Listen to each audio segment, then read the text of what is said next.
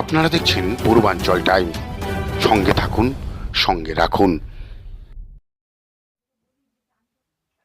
কাঁপাচাকলা গ্রাম পঞ্চায়েতের দ্বারা আজ তৃণমূলের দুয়ারে সরকার প্রকল্পটি অনুষ্ঠিত হলো। আজকের এই অনুষ্ঠানে 6টি গ্রাম পঞ্চায়েতের জনসাধারণ সামিল ছিল এই অনুষ্ঠানে। এই দুয়ারে সরকার প্রকল্পটির মূল কাজগুলি হলো স্বাস্থ্যসাথী, তপশিলি জাতি উপজাতির সার্টিফিকেট, তপশিলি বন্ধু, জয় জোহার, খাদ্যসাথী, শিক্ষাশ্রী, ঐক্যশ্রী, কন্যাশ্রী, রূপশ্রী, কৃষক বন্ধু 100 দিনের কাজ ইত্যাদি।